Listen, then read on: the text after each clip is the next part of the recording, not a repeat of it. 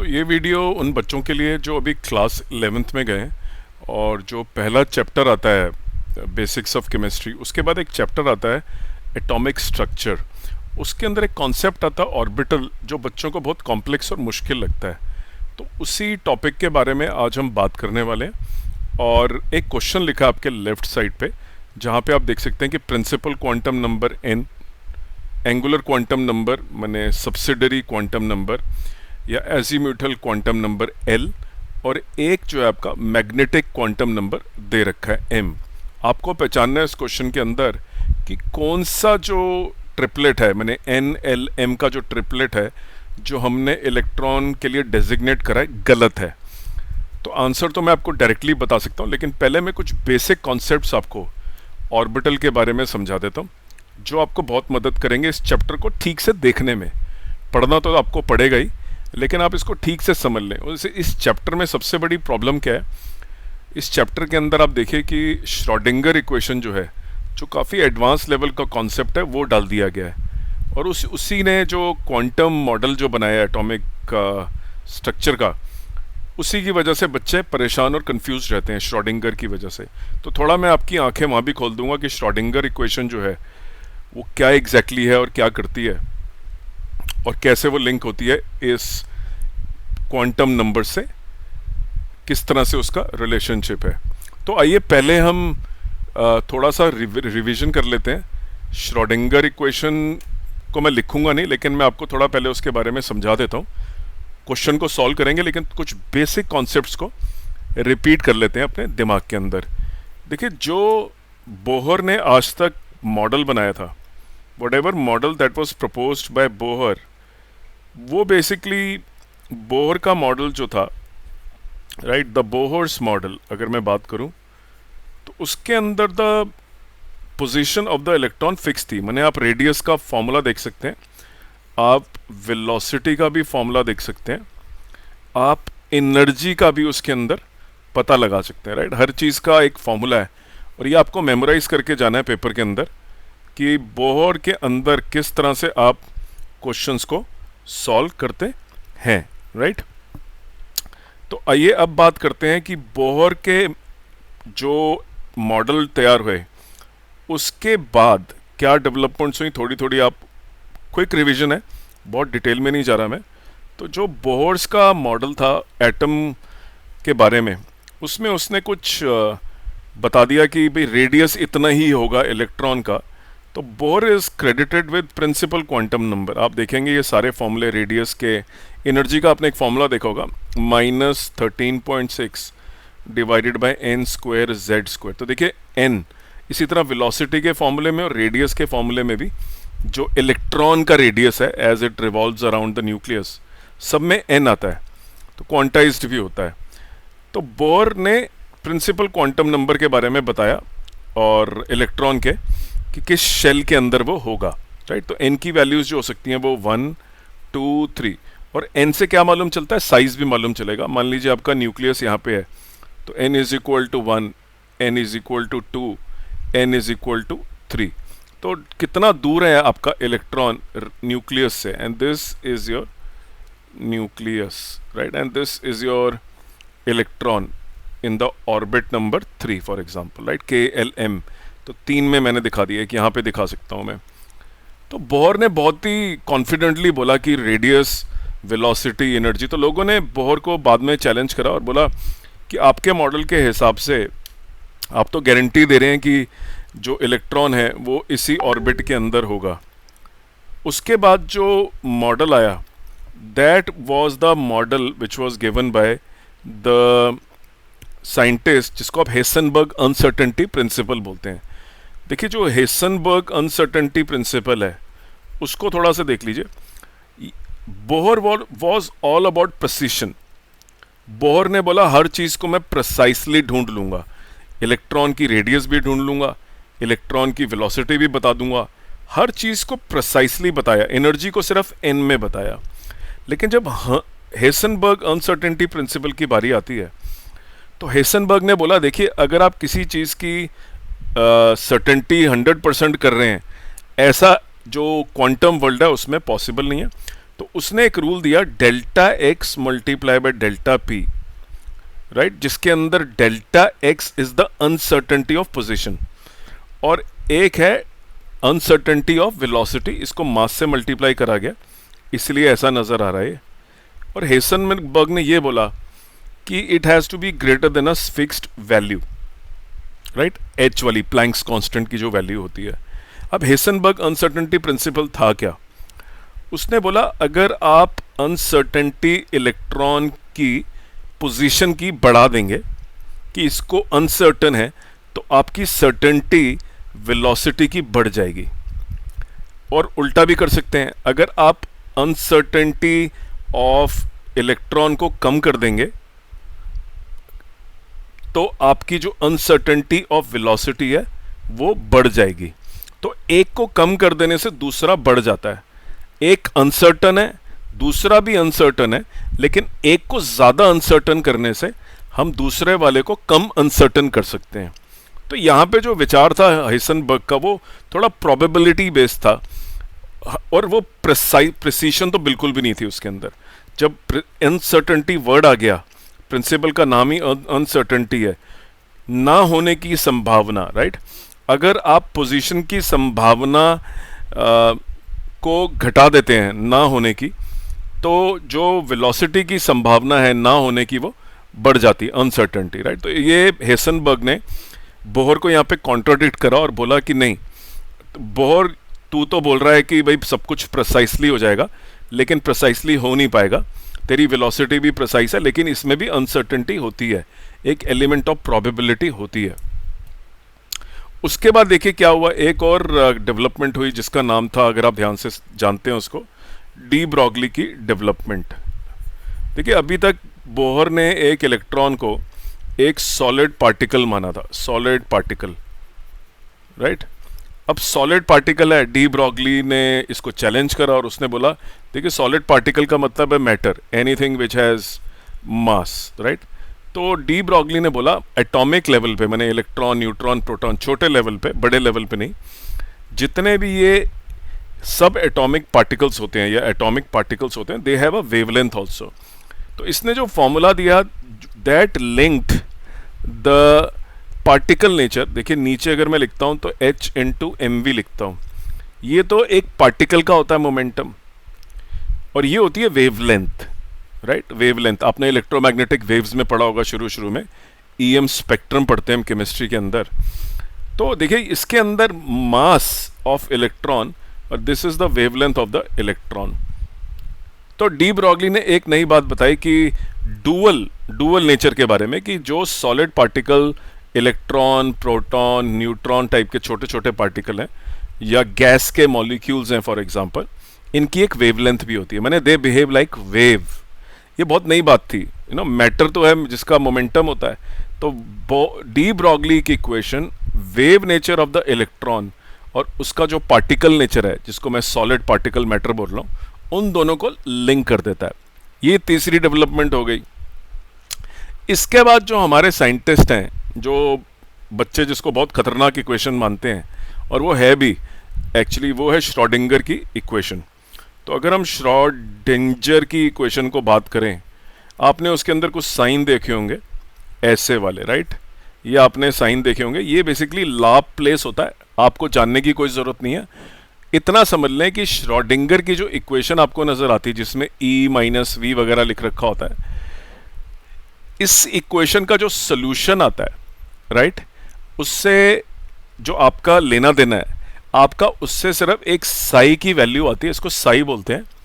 उसका अगर आप स्क्वायर कर देंगे, वो आपका काम की चीज़ है, because it tells you the probability density. ये आपको बताती है कि प्रोबेबिलिटी जो है of finding the electron, electron मिलेगा कहाँ, किस जगह पे मिलेगा।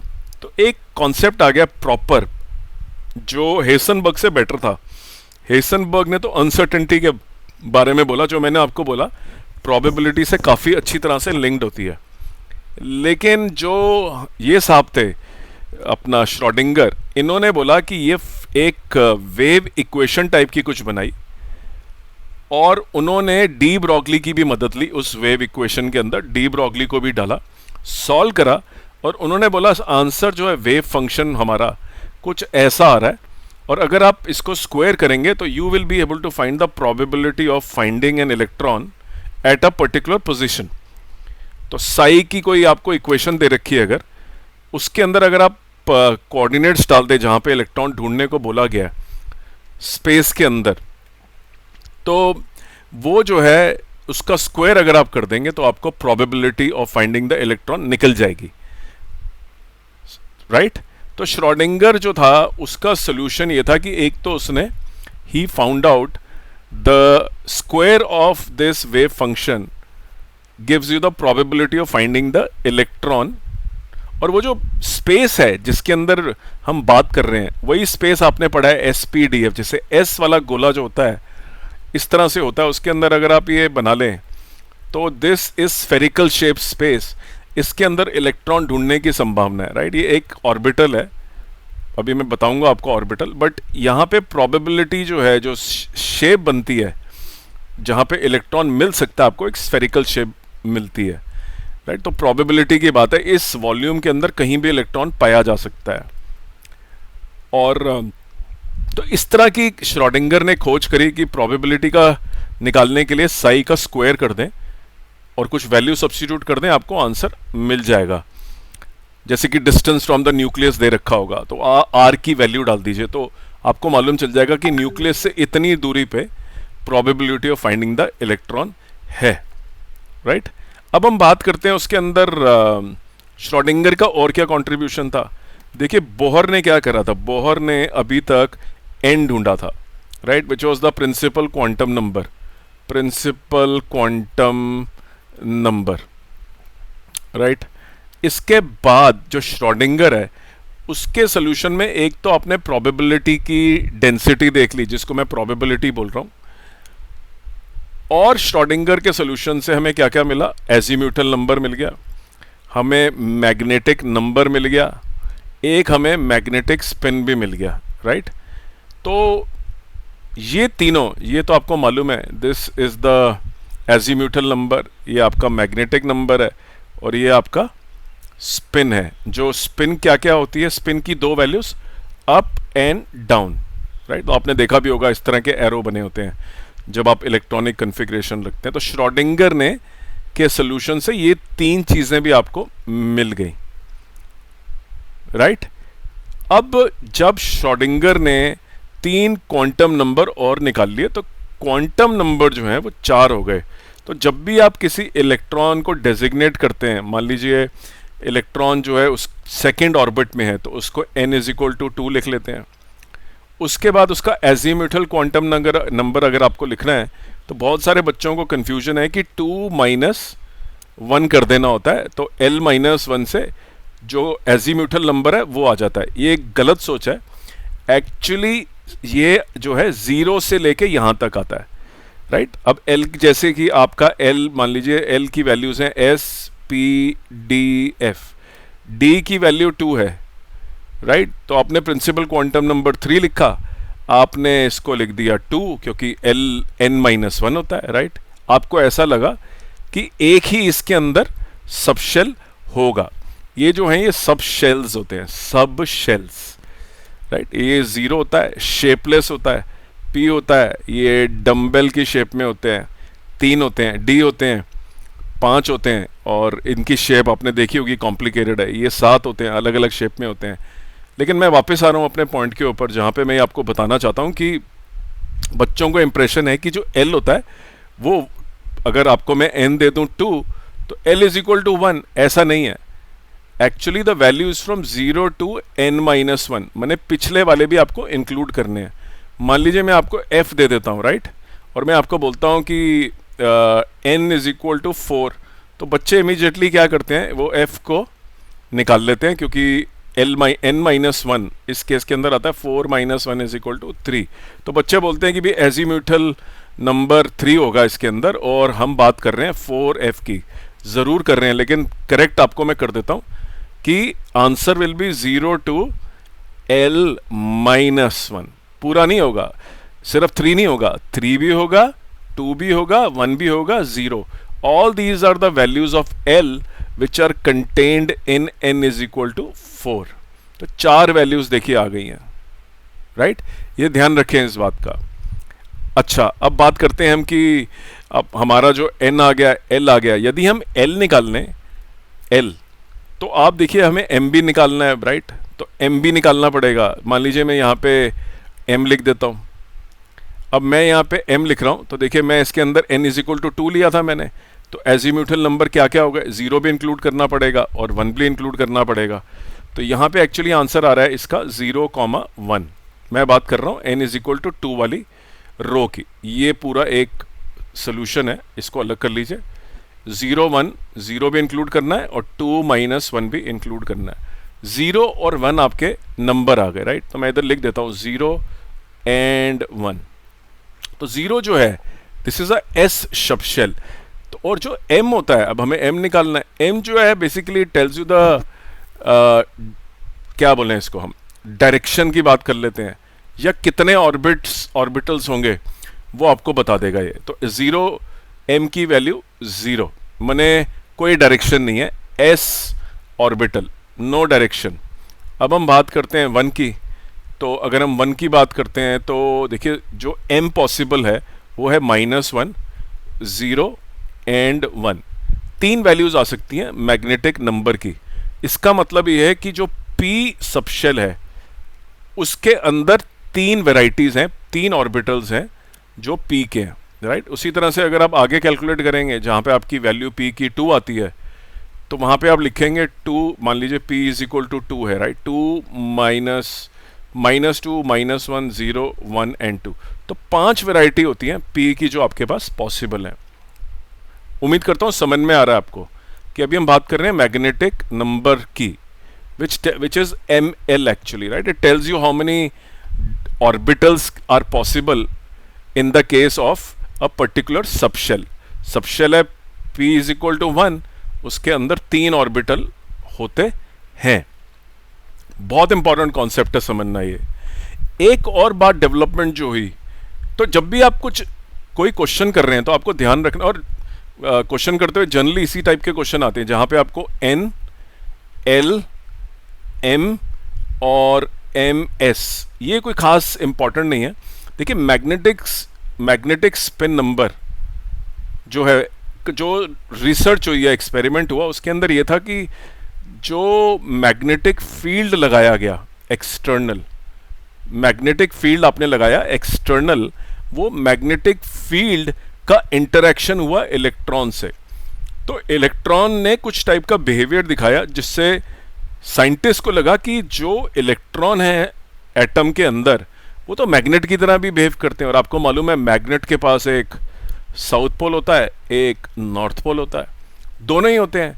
तो उनको ये शक लगा कि इलेक्ट्रॉन के पास कुछ मैग्नेटिक प्रॉपर्टी भी है, और उन्होंने उसी मैग्नेटिक प्रॉपर्टी जो है वो एसोसिएट करी स्पिनिंग इलेक्ट्रॉन से। माने इलेक्ट्रॉन अपने एक्सिस के अराउंड भी स्पिन करता है, खुद ही स्पिन करता रहता है। जैसे कि अर्थ जो है, अर्थ, राइट, वो सूरज के अराउंड घूमती है एक तो, राइट? मान लीजिए ये आपका सूरज है, अर्थ घूम रही है, लेकिन अर्थ अपने ऑर्बिट के अराउंड भी घूमती है। तो उसी तरह से जो इलेक्ट्रॉन है जो न्यूक्लियस के अराउंड घूमते हैं, लेकिन अब तो न्यूक्लियस के अराउंड नहीं घूमते, वो न्यूक्लियस के पास आते हैं और दूर चले जाते हैं, राइट? तो न्यूक्लियस के पास आ जाते हैं, अपना कुछ टाइम स्पेंड करते हैं और फिर न्यूक्लियस से दूर चले जाते हैं। एस वाले इलेक्ट्रॉन जो है न्यूक्लियस के पास काफ़ी टाइम स्पेंड करते हैं, पी वाले कम स्पेंड करते हैं, डी वाले और कम टाइम स्पेंड करते हैं। ये भी आपको पता होना चाहिए। जो एडवांस लेवल कॉन्सेप्ट है, अगर पता है तो अच्छा, नहीं पता तो भी चलता है। अब देखिए जो क्वेश्चंस आते हैं उसके अंदर आपको जनरली यही भरने को बोला जाता है, ये करने को, राइट? और एनर्जी की बात कर लेते हैं, क्योंकि बोहर ने भी एनर्जी के बारे में पढ़ा था। तो इसके लिए जो कॉन्सेप्ट आया था दैट वाज ऑफ, अगर आपको याद हो तो this was the principal that was used, right? इसने एक प्रिंसिपल बना दिया था कि किस तरह से आपको एनर्जी का अरेंजमेंट करना है in the orbital, and it is decided by the value of n+l। मान लीजिए कुछ ऑर्बिटल हैं जिनके एड्रेस हैं, मान लीजिए एक का 4s है और एक का मान लीजिए 4p है, मान लीजिए, राइट? और ये 5s है। तो अगर दोनों का सेम आ जाता है n+l, तो जिसका L बड़ा होगा उसकी एनर्जी ज़्यादा मानी जाएगी, उस इलेक्ट्रॉन, डेजिग्नेटेड इलेक्ट्रॉन जिसका पता दे दिया गया आपको। तो L से भी इलेक्ट्रॉन की एनर्जी के बारे में मालूम चलता है। जो पहले इंप्रेशन था बोर के ज़माने में कि इलेक्ट्रॉन की एनर्जी सिर्फ N से तय होती है, N से तय होती है, लेकिन अब जो है N प्लस L से भी एनर्जी तय होती है, राइट। तो और भी प्रिंसिपल हैं, जैसे कि हंड्स रूल है, और एक आध और रूल भी है जो आप पढ़ सकते हैं, पॉलीज एक्सक्लूजन प्रिंसिपल। फाइनली ये सारे रूल जो है आपको इलेक्ट्रॉनिक कन्फिग्रेशन लिखने में हेल्प करेंगे, और किस तरह से जो इलेक्ट्रॉन्स ऑर्बिट्स में हैं उनको ऑर्बिटल के अंदर भरना है वो आपको समझाएंगे, right, using this Aufbau principle, जैसे मैंने आपको बताया। बहरहाल मैं अपने क्वेश्चन के ऊपर वापस आता हूँ और उसमें मैं आपको दिखाता हूँ कि कौन सा जो रो है वो गलत है। देखिए, अगर n की वैल्यू 3 है, if the value of n is 3, ये मान लीजिए मेरा जो वैल्यू है ये मेरा 3 आ रहा है, राइट, ये वाला। तो l की क्या क्या वैल्यूज हो सकती हैं आपको मालूम है। बच्चे जनरली लिखते हैं 3 - 1, लेकिन मैंने आपको बता दिया पुरानी भी लिखनी पड़ेंगी, पीछे वाली 1 2, तो ये तो अलाउड है, राइट। और अगर मैं बात करूं, इसके पास एक ये है 1 भी है 2 भी है, तो इसमें आ जाएगा -2 -1 0 1 2, इसमें आ जाएगा -1 0 1 और 0, तो 0 भी अलाउड है जो मैग्नेटिक नंबर हो गया, राइट। अब 2 के पास जाते हैं, 2 में 1 अलाउड है, और ml जो है वो होगा -1 0 1, तो 1 भी अलाउड है। अब 4 पे जाते हैं, तो 4 में आपको मालूम है जो सबसे बड़ा एजीम्यूटल नंबर होगा वो 3 होगा, उसके बाद 2 होगा, उसके बाद 1 होगा, उसके बाद 0 होगा।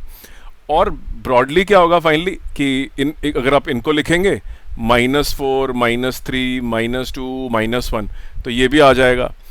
अब आइए इसके ऊपर अगर आप n की वैल्यू लिखते हैं 3, तो l क्या क्या हो सकते हैं। देखिए, एक तो कम हो गया 2 1 एंड 0, लेकिन यहाँ पे क्या लिखा हुआ है 3, so this is a wrong answer, ये अलाउड नहीं है।